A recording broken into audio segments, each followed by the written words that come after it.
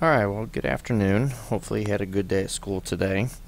I know I did. And tonight we are going to be talking about literal equations. And this is, again, IN3.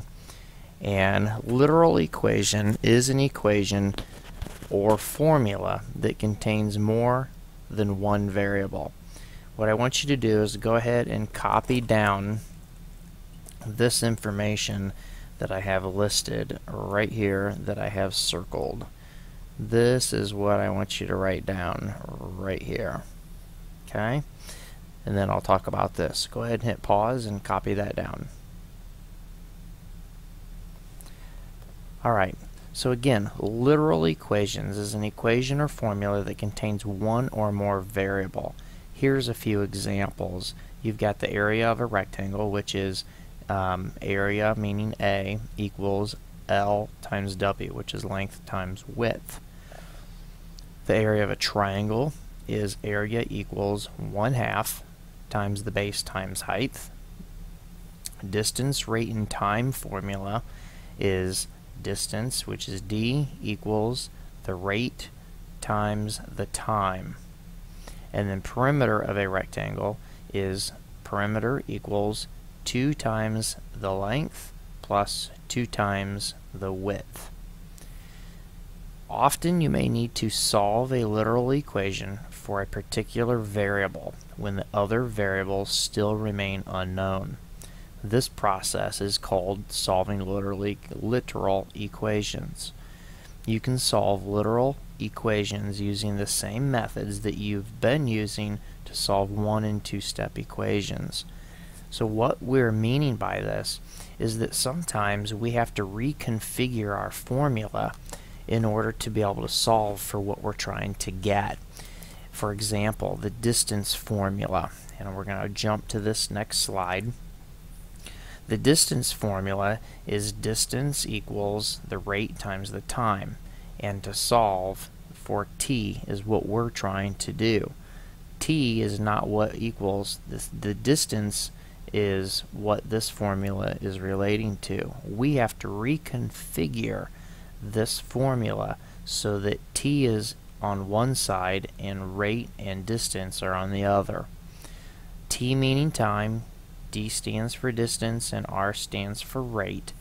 The distance formula works great when you're trying to find the distance, when you know the rate at which you are traveling and the time.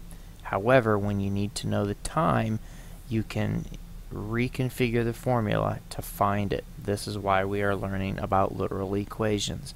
That's what I just explained to you up here. What I want you to do is go ahead and hit pause and copy this down first. So go ahead and do that real quick. Okay, now that you have copied this down, we again are using what we have already learned with the solving equation to do this. The problem is there are no numbers. We're not going to literally get an answer. Okay, that's the difference between regular equations and literal equations. We are going to take D equals the rate times time and use our rules and get t by itself on one side of the equal sign and the rest on the other. So to do that, we use again the same things that we've been learning, and it simply is that we can pretend this was a number that's with this t. Anytime you are trying to get rid of a number or a variable that's with another the number or letter, I should say, that we're trying to get by itself, you do the inverse of it.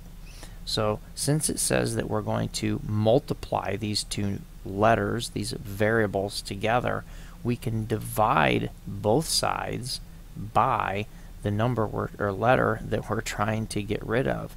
So we're trying to get rid of r, so we're going to divide by r to both sides.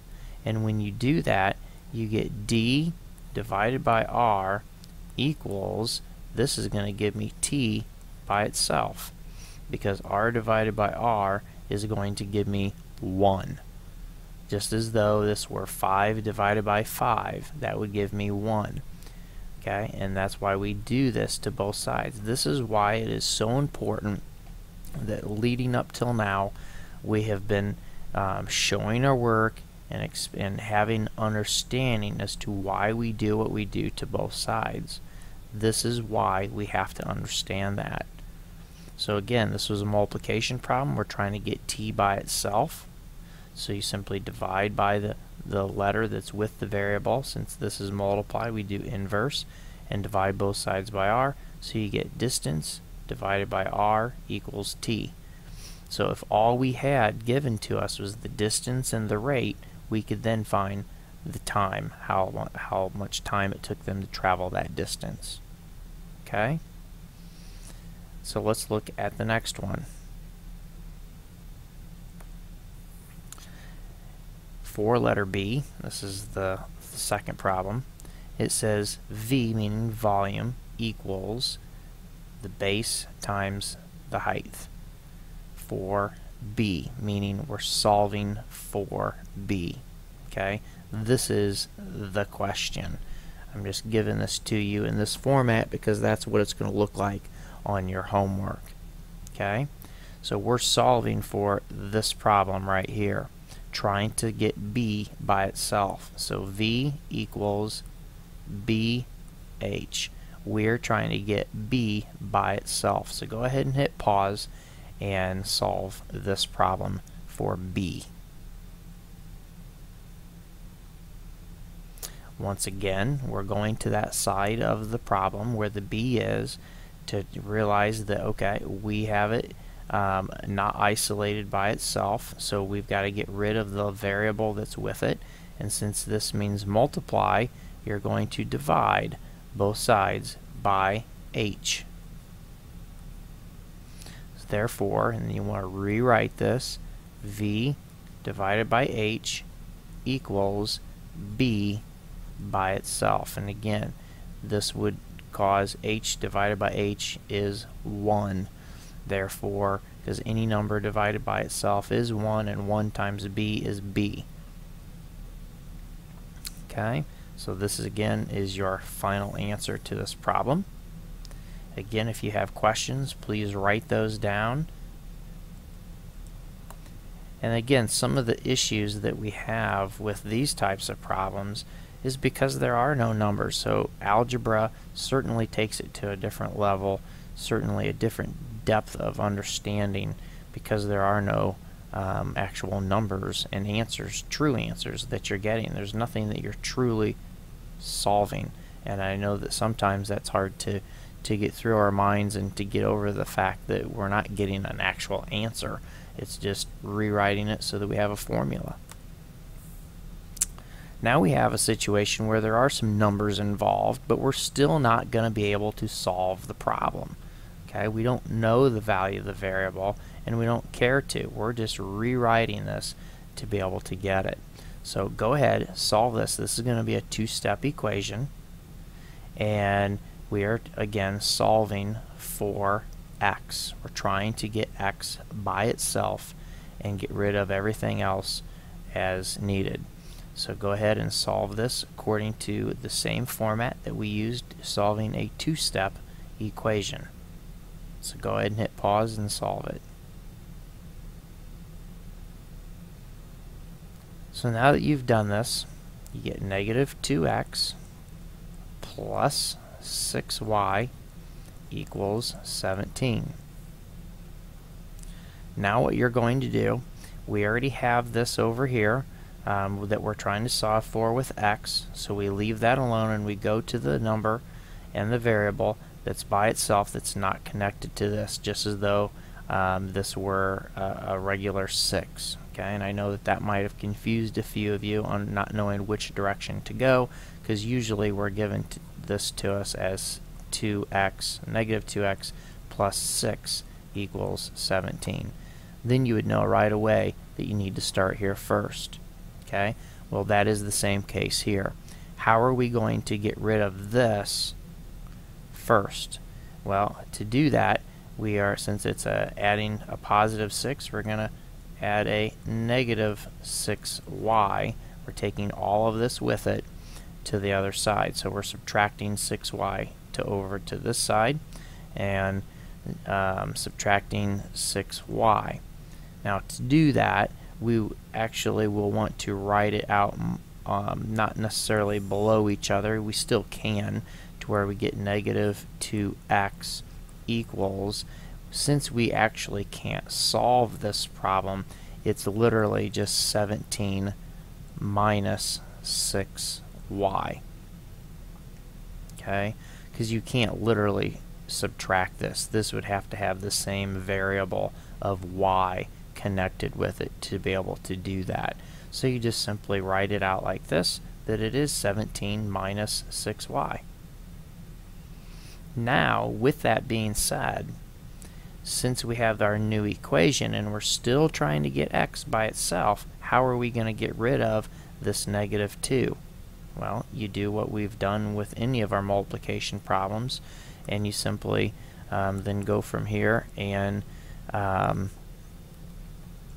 divide this. So let's divide, and I'm having issues with my Mobi, and there we go.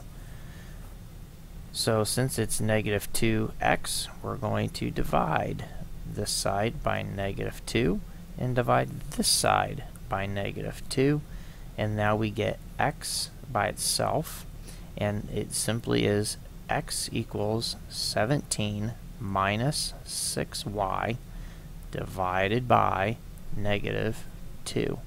That is your final answer to solving this literal equation. There's nothing you can actually solve. Okay? There's nothing, no actual numbers you're going to get. Now you say, well, there are numbers.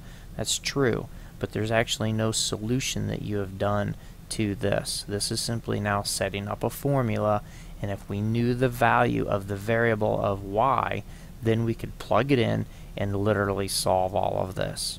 Okay?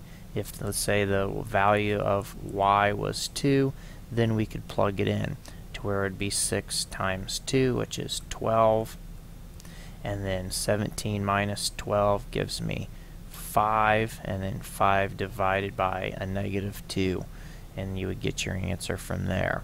Okay? Today, you're not having to fill any of that in. Okay? None of that's going to take place. You are simply just needing to know this formula that is rewritten using or based off of the original equation. Okay? So again, please take note of this. If you have any questions, please feel free to be asking questions on the next day, and I'm certain that we will, because this is not the easiest thing to understand. So we'll do some more practice tomorrow if we need to, and we'll go from there. So have a great evening, and look forward to working with you on this tomorrow. Have a great day.